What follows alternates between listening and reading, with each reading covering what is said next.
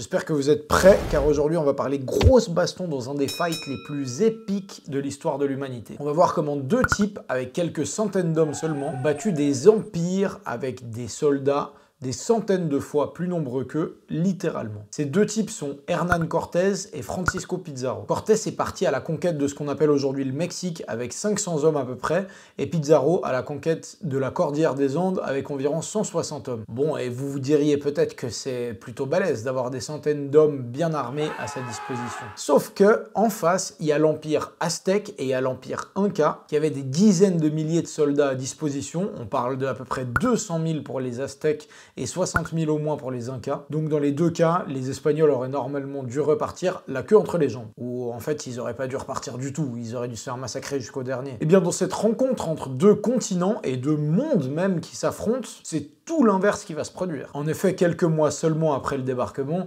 les deux empereurs, aztèques et incas, vont se faire capturer et vont finir par mourir, sur leur propre sol donc. C'est déjà en soi pas rien, puisque les deux étaient considérés comme des espèces de dieux sur Terre dans leurs cultures respectives. Mais c'est pas tout, les Incas et les Aztèques vont perdre des dizaines de milliers de soldats et de civils dans cette aventure épique, alors que les Espagnols, eux, auront non seulement très peu de pertes, mais en plus vont repartir vers l'Europe avec des cargaisons énormes, d'or et d'argent notamment, qu'ils auront pillées à Tenochtitlan et à Cusco, les deux capitales qu'ils vont en grande partie piller, raser et même brûler. Et au passage, réduire une partie des peuples en question en esclavage. Mais comment est-ce possible? C'est vraiment un scénario de film à la 300. You, there. What is your profession? Ouais, sauf que ça s'est bien passé dans la vraie vie, et ce choc des empires est l'un des moments les plus importants de l'histoire de l'humanité, rien que ça. Comment tout ça s'est passé, c'est ce qu'on va découvrir aujourd'hui dans cette vidéo.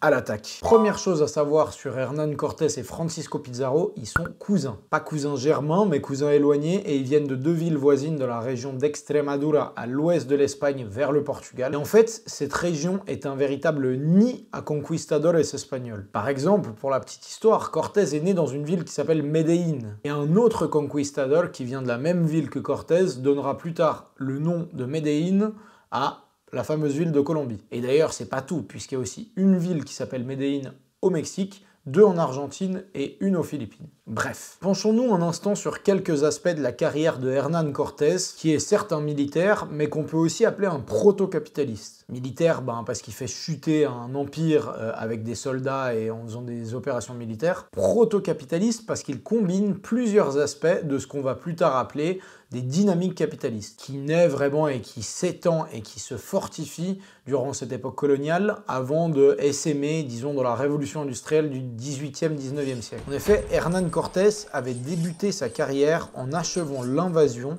de ce qui est aujourd'hui Haïti et la République dominicaine, une île que les Espagnols nomment alors Hispaniola, en l'honneur de leur pays d'origine. Cortés enchaîne et fera de même à Cuba. Il va donc participer à finaliser l'expansion et le contrôle de l'Espagne sur cette île de Cuba, dont l'origine du nom est incertaine d'ailleurs. Il s'illustre alors par de bonnes capacités guerrières, ce qui lui fera gagner plusieurs titres de propriété. Je parle bien entendu de terrain à exploiter, mais pas seulement, aussi des esclaves du peuple taïno qui vivaient là, qui lui seront remis comme propriété personnelle. À la suite de ces conquêtes, il va passer plus de 10 ans dans l'administration coloniale de Cuba, notamment en tant que comptable pour la couronne espagnole. Et à l'époque, le roi d'Espagne taxe 20% de tous les profits qui sont engrangés dans les colonies, notamment la recherche d'or et le travail agricole par la main-d'œuvre esclavagisée des indigènes, et c'est une taxe qu'on appelle le quinto, soit 1/5 en espagnol. Cortés, lui, il s'occupe donc pour ce genre de comptabilité et d'exploitation pour la couronne d'Espagne. Plus précisément la couronne des Espagnes, car ce sont plusieurs royaumes qui se mettent alors ensemble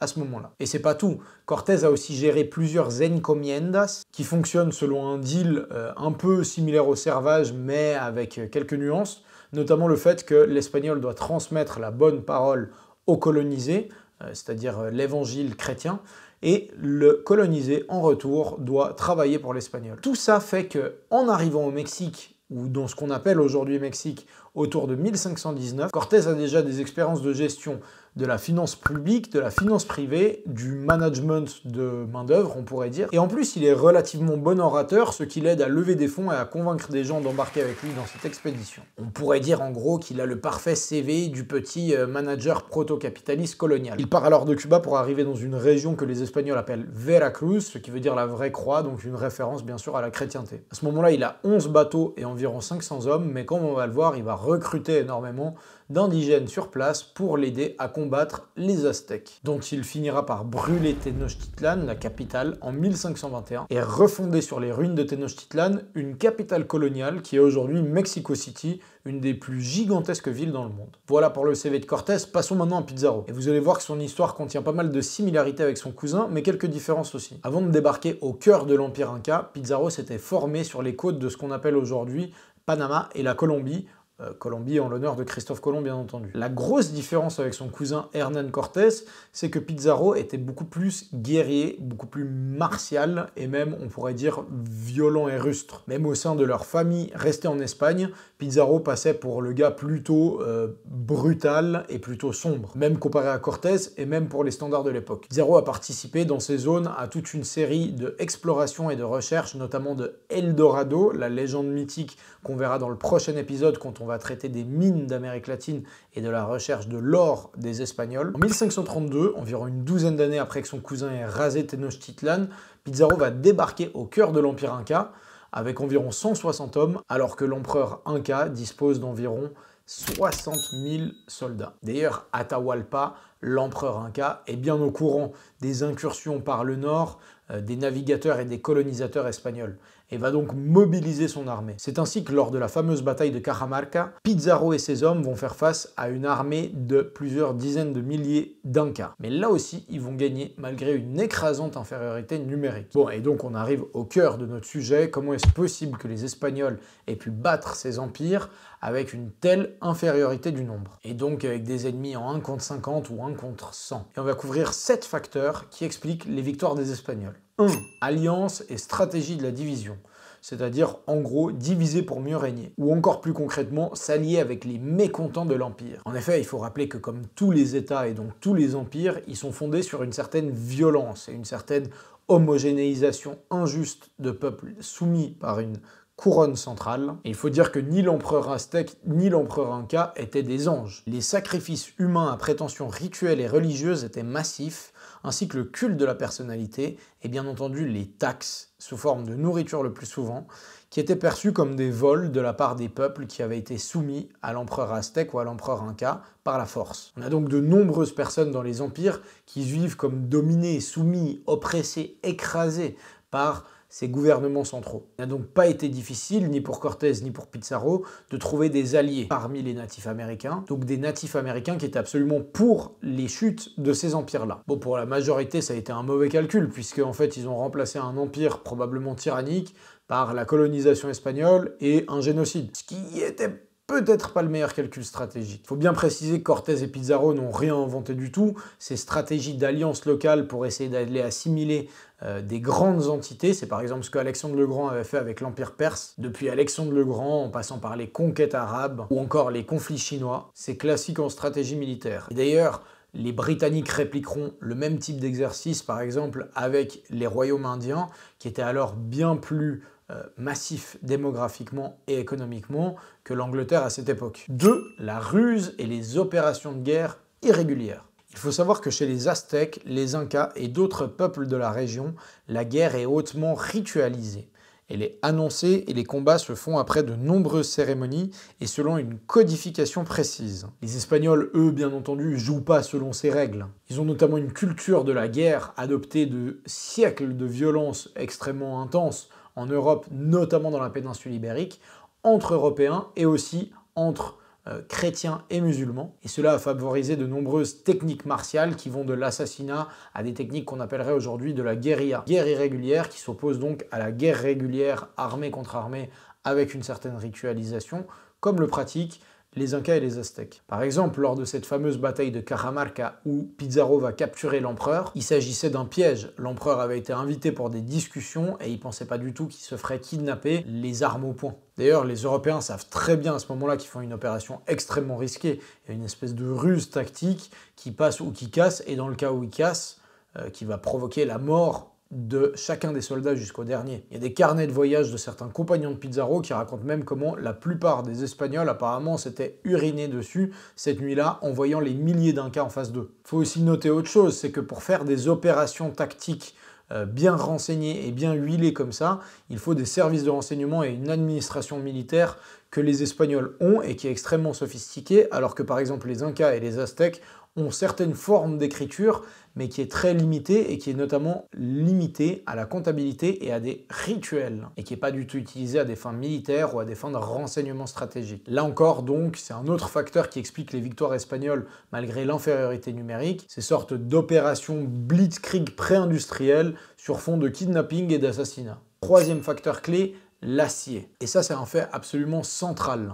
Les natifs américains ont de la métallurgie, ils savent très bien travailler les métaux, ils le font depuis environ 1500 ans avant Jésus-Christ, selon la plupart des historiens actuels, mais ils malaxent le métal notamment pour des fins rituelles et pas du tout pour des fins militaires. Ils font beaucoup de bijoux, notamment avec de l'or, mais aussi avec de l'étain ou du cuivre, qui n'a vraiment rien à voir avec la sidérurgie martiale très développée par les Européens. Car depuis des siècles, les Européens ont un certain art de se foutre sur la gueule les uns les autres, donc il fallait avoir des armes très performantes. Ainsi, les épées, haches, hallebardes ou encore dagues des Européens ne sont quasiment pas stoppées par les gourdins et autres armes en bois, et les lames de métal s'enfoncent dans la chair comme dans du beurre. Et c'est pas qu'une question d'armes, les Espagnols sont aussi vêtus de plaques d'armure, donc de métal très lourd, avec des protections pour la gorge et le cou, ce qui les rend pas invincibles, mais quand même sacrément coriaces face à des armes en bois ou des flèches. 4. La poudre. On vous parle bien entendu de la poudre à canon. Au XVIe siècle, la poudre est surtout utilisée dans des arquebuses, des sortes de fusils primitifs lents à recharger. Il n'y a pas que les arquebuses, par exemple Pizarro avec quelques fauconneaux, des petits canons avec des roues qui projettent des boulets de 5 à 10 cm de diamètre. Mais les armes à feu sont pas encore techniquement très avancées à cette époque, à part pour des armes de siège lourdes, comme ceux dont Mehmed II a fait usage pour la prise de Constantinople. Mais en fait, parmi l'armement des Espagnols, les arbalètes sont généralement plus efficaces que les arquebuses, notamment grâce à leur fréquence de tir. C'est plutôt ce genre de choses qui a permis de faire gagner les Espagnols. Mais tout de même, l'artillerie n'est pas à négliger. Elle s'ajoute aux arbalètes et aux armes et aux armures d'acier des Espagnols. Et il faut ajouter que les bruits des explosions terrorisent les indigènes qui ne comprennent pas forcément les mécanismes là derrière, ce qui procure un avantage psychologique certain aux envahisseurs, comme on va le voir tout de suite. Cinquième facteur, d'ordre technico-militaire lui aussi, les chevaux. Bon, ça a peut-être l'air un petit peu con dit comme ça en 2023 alors qu'il y a des voitures et des tanks et des avions. Et il faut bien comprendre que jusqu'au XXe siècle, les chevaux sont des armes de guerre majeures et qui ont pris leur chômage militaire au XXe siècle, notamment avec les chars, avec d'autres véhicules qui fonctionnent avec de l'essence. Et donc remplacent les chevaux non seulement au combat, mais aussi dans la communication et dans la logistique. Mais donc avant ces innovations de l'industrie lourde, le cheval c'est ce qu'il y a de plus badass dans une armée, avec la poudre et avec le métal. Et les Espagnols combinent les trois. Les Aztèques et les Incas, eux, n'ont rien de tout ça. Les chevaux des Espagnols leur procurent de la vitesse, de la masse et de la hauteur. Et ce n'est pas tout. Les Aztèques et les Incas n'ont jamais vu ces animaux qui ont l'air mystiques, voire semi-divins, pour quelqu'un qui n'a jamais rien vu de tel. Un Espagnol a par exemple rapporté la réaction d'un natif en voyant le cheval, qu'il a traduit comme une biche aussi haute qu'une maison. Et dans la même veine, il faut rajouter que les chiens de combat des Espagnols sont également terrifiants. Imaginez-vous voir un gros chien de 50 kg dévorer le cou de votre ami sur le champ de bataille, pas forcément le truc le plus rassurant à vivre. Ce qui nous amène au sixième point, la terreur et la guerre psychologique. Car non, la terreur au combat n'est ni une invention des djihadistes au XXIe siècle, ni une invention des Américains lors de l'invasion du Sud-Vietnam en 65, ni même une invention des anarchistes européens à la fin du 19e. Les techniques dites de terreur étaient déjà pratiquées par les Espagnols quand ils sont débarqués en Amérique. C'est précisément pour ça que Pizarro a volontairement pris en otage Atahualpa, l'empereur inca, afin de l'échanger contre une rançon abondante en or et en argent, et bien sûr de tétaniser les troupes incas. La rançon a été payée et il est dit qu'il y avait assez pour remplir une pièce entière d'or et 2 pièces entières d'argent. Malgré que la rançon a été payée, Pizarro a quand même fait étrangler l'empereur. Et ça, c'était vraiment par désir conscient de vouloir intimider et effrayer les Incas. Faut vous mettre à leur place, c'est vraiment prendre conscience qu'un de leurs dieux vivants a été assassiné. Parce que pour beaucoup d'Incas, l'empereur, c'est pas juste un chef politique. C'est ce qu'ils appelaient le Sapa Inca, la plus importante entité terrestre, le principe générateur qui insuffle la vie dans le monde et qui est censé incarner les pouvoirs du soleil. Le voir assassiné, c'est vraiment une désintégration de leur monde mental. C'est un peu comme si on imaginait aujourd'hui un chrétien croyant catholique voir le pape se faire assassiner sous les yeux et puis l'entièreté de la basilique Saint-Pierre brûlée. Ou bien si un musulman voyait la Kaaba se faire raser devant ses yeux. C'est absolument pétrifiant et c'est le même type d'effet que beaucoup d'Incas ont dû ressentir en apprenant ou en voyant la mort de leur empereur. Et bien que ce soit pas pareil, la situation de Moctezuma avec les Aztèques a également une dimension psychologique et terrorisante de cet ordre. Mais ce n'est pas tout. Les Espagnols sont également perçus par certains Incas ou Aztèques comme pouvant contrôler la foudre avec le bruit des explosions que leurs arquebuses ou que leurs canons déclenchent. Et c'est pas que du bruit, c'est vraiment des pluies de feu qui s'abattent, sans qu'ils comprennent d'où ça vient. De plus, dans le cas des Aztèques, les prophéties locales ont rajouté à l'aura divine invincible qui entourait les Espagnols. Par exemple, Cortés racontera que Moctezuma et ses pairs pensaient que Cortés était le dieu serpent à plumes Quetzalcoatl, mais en tout cas c'est un dieu que la prophétie disait blanc, barbu, et venant de l'Est sur un bateau. Bon, les coïncidences entre ce dieu serpent et Cortés sont tellement flagrantes que certains historiens se demandent si c'est pas une invention de Cortés pour avoir légitimé sa brutalité et avoir subjugué les peuples locaux. Mais que ce soit vrai ou non, il est certain que les canons, les chevaux, les meurtres des empereurs, etc. ont fait un vrai effet terrorisant chez les armées ennemies, ce qui explique également leur abandon du champ de bataille. Septième et dernier facteur, les germes et la guerre bactériologique. Les Espagnols ont transmis aux natifs de nombreuses maladies mortelles pour les Amérindiens, très fameusement bien sûr la grippe et la variole, mais aussi le tétanos, le typhus, la lèpre ou encore la fièvre jaune. A l'inverse, les maladies endémiques de ce qu'on appelle aujourd'hui Amérique ne font pas un grand effet sur les Européens. Cette asymétrie épidémiologique s'explique principalement par l'élevage dans les grandes villes d'Eurasie et les échanges à longue distance de l'Europe à l'Afrique, à l'Asie, notamment par les réseaux maritimes de la Méditerranée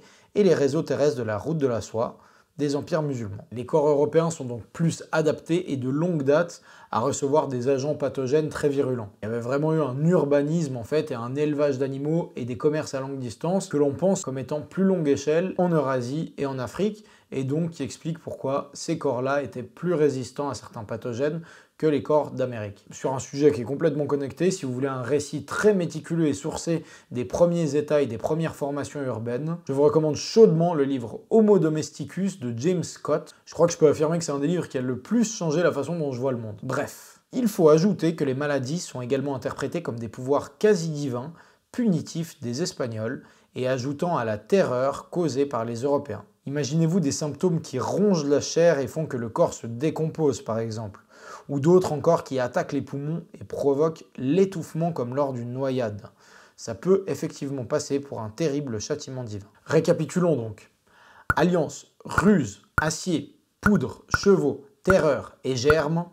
Voilà comment, en gros, les Espagnols ont battu des empires en 1 contre 100. Notez donc ce contraste pour des actions qui prennent place au XVIe siècle avec le récit habituel de la Renaissance culturelle, artistique, pacifique, dont les écoles européennes nous vantent généralement le mérite. Bien sûr que la Renaissance a probablement joué un rôle, mais si l'Europe est devenue très riche, c'est également à cause de conquêtes militaires brutales et d'acquisitions de richesses, notamment aux Amériques, qui ont eu lieu à cette époque. Et rappelons que tout ça repose sur des soifs de profit privés, aussi des ingénieurs qui perfectionnent des armes de plus en plus perfectionnées, avec des états voraces et des idéologues qui veulent répandre la bonne façon de comprendre la vie. Ça ressemble pas mal au fonctionnement du pouvoir actuel, je dois dire. Comme d'hab, je mets pas mal de sources en description. Au passage, n'oubliez pas de liker et de vous abonner si le contenu vous a plu, ça m'aide vraiment avec le début de cette chaîne. Si vous n'avez pas encore vu les épisodes sur Christophe Colomb et Amerigo Vespucci, je vous laisse aller les consulter. À skip, ils sont très cool. Ciao!